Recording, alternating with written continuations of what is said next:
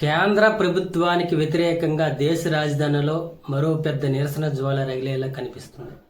ప్రస్తుతం petrol బంకుల్లో విక్రయిస్తున్న E20 పెట్రోల్పై వాహనదారులు, transport రంగం నుంచి తీవ్ర వ్యతిరేకత వ్యక్తమవుతుంది.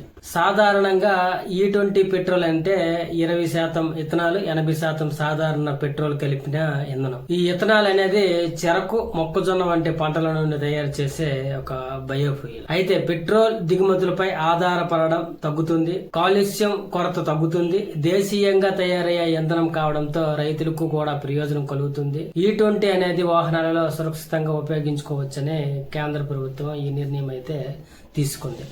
అయితే ఇప్పుడు దీనిపైన వ్యతిరేకత అనేది పెరుగుతుంది. E20 కోసం తయారు చేసే బైకులు, కార్లలో దీర్ఘకాలంలో కొన్ని నష్టాలు కలుగుతున్నాయని, సాధారణ పెట్రోల్తో పోలిస్తే 2 నుండి 6% మైలేజ్ తగ్గుతుంది, ఎక్కువ కాలం ట్యాంకర్లో ఉంచితే ఇథనాల్ తేమను ఆకర్షించే స్వభావం వల్ల అది పాడైపోయే అవకాశం ఉందన్నట్లు వ్యతిరేకత వస్తుంది. అయితే E20 పెట్రోల్ వాడకం వల్ల దేశవ్యాప్తంగా లక్షలాది మంది వాహనదారులు తీవ్ర ఇబ్బందులు ఎదుర్కొంటున్నారని, అయినా చట్టసభల్లో ఉన్న ప్రజాప్రతినిధులు పట్టించుకోవట్లేదని ఇప్పుడు తీవ్ర వ్యతిరేకత అయితే వస్తుంది. అయితే ఈ E20 పెట్రోల్ కు వ్యతిరేకంగా ఆగస్టు 4వ తేదీన పార్లమెంటు వైపు భారీ నిరసన ర్యాలీ చేపట్టేలా ఢిల్లీలో పలు ప్రధాన రవాణా సంఘాలు నిర్ణయించాయి. ఈ నిరసన కార్యక్రమంపై Delhi tax and tourist transport associations అధ్యక్షుడు సంజయ్ సామ్రాట్ స్పందిస్తూ సంచలనమైనటువంటి వ్యాఖ్యలు చేశాడు. ఈ పెట్రోల్ వాడకం వల్ల లక్షలాది మంది వాహనదారులు తీవ్ర ఇబ్బంది పడుతున్నా అధికారులు ఎవరూ పట్టించుకోవట్లేదని, వారందరికీ కళ్ళు తెరిపించడానికే